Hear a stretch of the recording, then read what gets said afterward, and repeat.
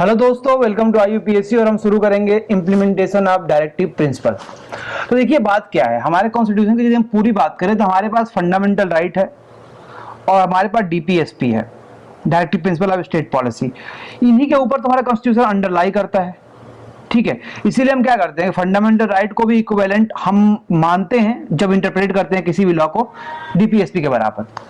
अच्छा जी, तो हमारा काम क्या था? काम ये था स्टेट का कि जो directive principle of state policy है, ये जो दिया गया है, ये एक वादा था, एक प्रॉमिस था। ये जस्टिसिएबल नहीं था in the court of law, enforceable नहीं था in the court of law. उसको किसी तरह से आपको लीगल राइट्स बनाने थे। यही काम था DPSP का। क्यों? क्योंकि उसमें जब हमारा कंट्री आजाद हुई थी तो हमारे रिसोर्स नहीं थे। उसके बाद बैकवर्डनेस काफी ज्यादा थी और हैवी बर्डन यदि डाल देते हम स्टेट पे, उसके ट्रेजरी पे, उसके तिजोरी पे, तो क्या होता? प्रॉब्लम हो जाती, क्रश हो सकती थी हमारी कंट्री। तो ये तीन रीजन जिसको हमने DPSP डाला कि ये राइट्स हमने वादा किए कि जैसे पैसा आएगा वो राइट्स दिए जाएंगे। तो वो राइट्स हमने क्या दिए, धीरे धीरे वही क्या क्या इंप्लीमेंट हो गए हैं टिल नाउ, उसकी हम बात करेंगे। जैसे हमारा था कि राइट टू एजुकेशन, जो राइट टू एजुकेशन था ये 0 से 14 ईयर तक की एज में, ये जो था हमारा बेसिकली था directive principle of state policy में, इन्फोर्सिबल नहीं था, लीगली जस्टिफिकेबल नहीं था। तो भाई बात ये हुआ कि राइट टू एजुकेशन कहां ला दी हमने? फंडामेंटल राइट में हमने जोड़ दिया, ठीक है। तो देखिए हमने पहला काम किया, प्लानिंग कमीशन बनाया, अब तो इसका नाम नीति आयोग हो गया है। प्लानिंग कमीशन से क्या हुआ, क्या DPSP के प्रिंसिपल को हमने इंप्लीमेंट किया? पहली बार सोशियो इकोनॉमिक जस्टिस देने के लिए हमने प्लानिंग करने की कोशिश करी। उसके बाद हमने इनइक्वालिटी को रिड्यूस किया, इनकम स्टेटस और अपॉर्चुनिटी को बराबर करने की हमने बात करी प्लानिंग कमीशन के थ्रू, प्लानिंग के थ्रू। पहला काम DPSP का ये हुआ। दूसरा काम हमने लैंड रिफॉर्म किया, abolition of intermediaries like zamindars, jagirdars, inamdars, imposition of ceiling of land, landless labourer. तो भाई देख रहे हैं आप, यहाँ पे इनामदार्स है, ये इनामदार्स। तो जो हमने एबॉलिश किया यहाँ पर, जैसे जमींदार्स हो गए, जागीरदार्स हो गए, क्यों एबॉलिश किया? क्योंकि जब हमारे अंग्रेज आए थे ना यहाँ पे, तो उन्होंने सिस्टम लगाई थी, महलवारी सिस्टम। उसके बाद आपको लगाया था जमींदारी सिस्टम। क्यों सिस्टम लगाया भाई, महलवारी जमींदारी सिस्टम क्यों लगाया? क्योंकि यहाँ पे उनका एक सूत्रीय कार्यक्रम था, एक फंडा था, एक एजेंडा था कि बस इंडिया में हमें जाना है और वहां से ड्रेन ऑफ वेल्थ करना है, पैसा लेना है। तो भाई बहुत बड़े बड़े हमारे जमीन थी, लैंड थी। अब हर किसान से पैसा वसूलेंगे तो सुनते रह जाएंगे पूरे साल। उन्होंने बोला कि किसी एक इंसान को दे दो बहुत बड़ी जमीन, बहुत बड़ा लैंड, ताकि वो क्या करेगा, एक फिक्स डेट को उतना रेवेन्यू लाकर हमारे किसको दे देगा? ब्रिटिश गवर्नमेंट को। और ब्रिटिश गवर्नमेंट रेवेन्यू को क्या करेगी? मिलिट्री को ऑर्गेनाइज करेगी। मिलिट्री को ऑर्गेनाइज करने से क्या होगा कि टेरिटरी को एक्सपेंड कर सकती है। टेरिटरी एक्सपेंड करने से क्या होगा कि उसको और ज्यादा रेवेन्यू मिलेगा, ओके। और मिलिट्री जो इंटरनल प्रॉब्लम होगी उसको भी सॉल्व करने में हमारी मदद करेगी। इसलिए उन्होंने सारे जो बड़े बड़े जो लैंड थे एक जमींदार को दे दिए थे। और जैसे भारत आजाद हुआ तो जमींदार उनको लगा ये सारी मेरी लैंड है। तब उन्होंने बोला नेहरू जी के, नहीं भाई, पहली बात क्या कर रहा है, जो इंटरमीडिएटरीज हैं इनको हटाना है, like zamindar, jagirdar, inamdar, imposition of ceiling of land, कि भाई आप 30 एकड़ से ज्यादा नहीं रख सकते, 300 एकड़ है तो आपको 270 एकड़ गया आपके यहाँ से। तो ये सारी कहानी चल रही थी। और जो जमीन बचाओ किसको दे दिया हमने? लैंडलेस लेबरर को दे दिया। आप देख नहीं सकते, आप सोशियो इकोनॉमिक जस्टिस किया कि नहीं किया? हमने किया, सोशियो इकोनॉमिक जस्टिस किया, इनइक्वालिटी को हमने रिड्यूस किया। क्यों? किसी के पास 300 एकड़ जमीन है और वहां पे लैंडलेस लेबर काम कर रहे हैं, तो उनको जमीन मैंने बांटा लेके, इनइक्वालिटी मैंने कम करी, स्टेटस उनको दिया, इनकम, सोर्स ऑफ इनकम दिया, मीन्स ऑफ इनकम दिया उनको। तो करा ना हमने काम। DPSP को निकाल के कहां पे हमने दिया? उसको लीगली इन्फोर्सेबल बनाया हमने, ओके। मिनिमम वेज एक्ट, कि भाई देखो जी, कोई भी आप काम करोगे 10,000 रुपए से आपको क्या होगा, कम कोई भी आपको तनख्वाह नहीं दे सकता। ये होता है मिनिमम वेज एक्ट। इसमें क्या कि जो हमारी फंडामेंटल राइट है, जैसे कि आप राइट अगेंस्ट एक्सप्लॉइटेशन, आप बच्चों को एक्सप्लॉइट नहीं कर सकते, लेबर को एक्सप्लॉइट नहीं करते। उस पर DPSP में भी सोशियो इकोनॉमिक हमारे बहुत सारी चीजें दी गई हैं, उसको हमने इंप्लीमेंट करने की कोशिश करी।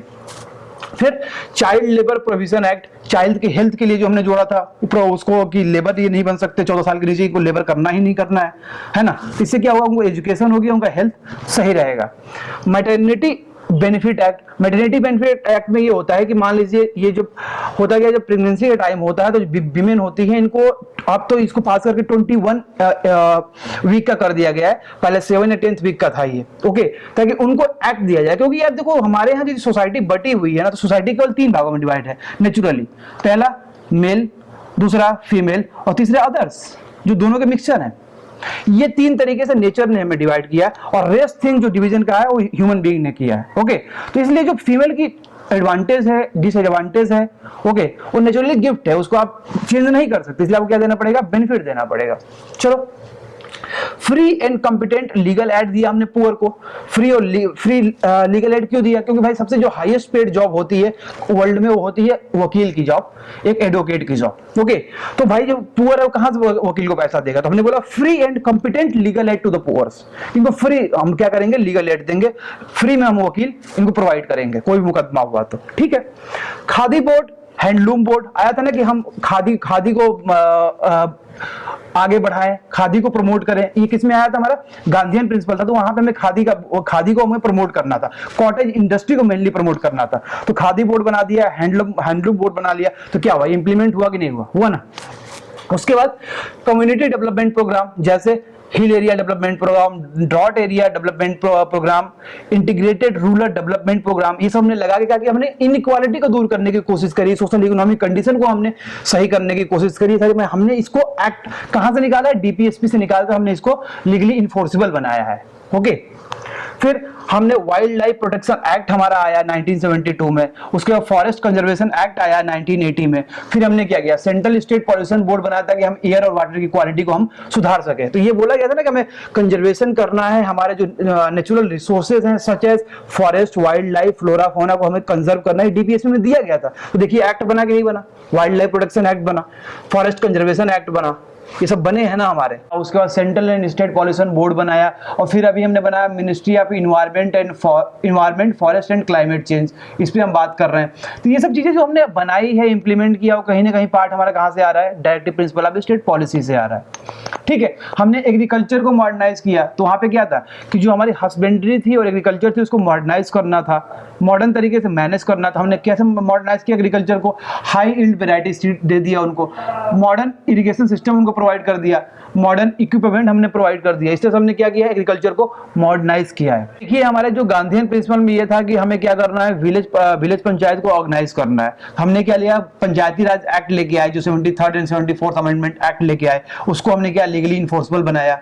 ओके, उसके बाद हमने सीट रिजर्व किया, किसके लिए? एससी एसटी के लिए, एजुकेशन में और जॉब में, ताकि उनको जॉब और एजुकेशन मिल सके प्रॉपर तरीके से। उसके बाद सीपीसी, देखिए आर्टिकल 50 में यही बोला गया था ना, आर्टिकल 50 में ये बोला था कि उन्होंने कि जो जुडिशरी है उसको एग्जीक्यूटिव से अलग करो। क्यों? क्योंकि जो एसडीएम थे, तहसीलदार थे और कलेक्टर थे, डीएम थे, इनके पास जुडिशियल पावर भी थी, ये लोग केस को सुनते थे। तब क्या हुआ, सीपीसी जो क्रिमिनल प्रोसीजर कोर्ट आया 1973 में, इसने सेपरेट कर दिया जुडिशरी को फ्रॉम एग्जीक्यूटिव से।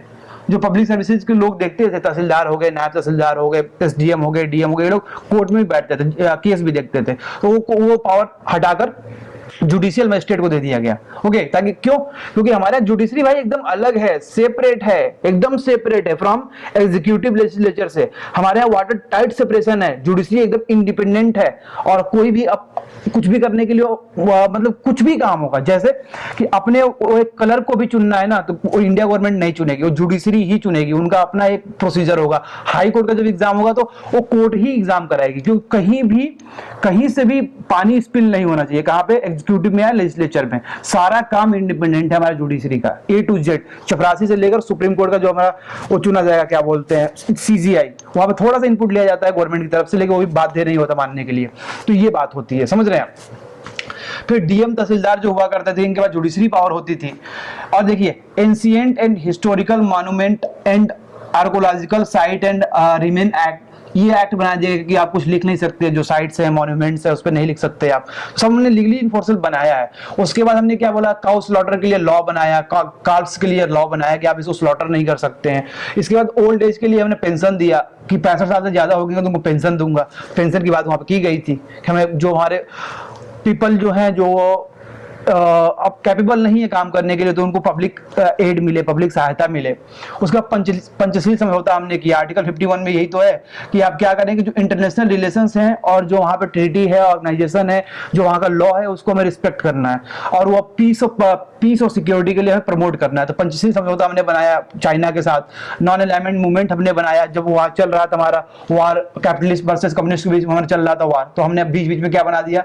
नॉन अलाइनमेंट मूवमेंट बना दिया। Okay, promote peace and security, ये काम करने के लिए हमने बनाया, मतलब आर्टिकल 51 को हमने क्या किया, लीगली इन्फोर्सेबल बनाया। तो अब यहाँ पे देख सकते हैं इतनी सारी चीजें हमने लीगली इन्फोर्सेबल बनाया है, फ्रॉम डीपीएसपी से हम लेके बाहर आए हैं, कुछ को फंडामेंटल राइट में लेके आए हैं, कुछ को हम लीगली हमने लीगल राइट्स बनाए हैं। तो ये हमारे कुछ पार्ट्स हैं जिसको हमने लीगली बनाया है और मेंस के लिए काफी इंपॉर्टेंट हो सकते हैं और एज वेल एज प्री के लिए भी इंपॉर्टेंट हो सकते हैं। तो यहाँ पे हमारा खत्म होता है क्या, directive principle of state policy. So thanks for watching दोस्तों, हैव ए नाइस डे।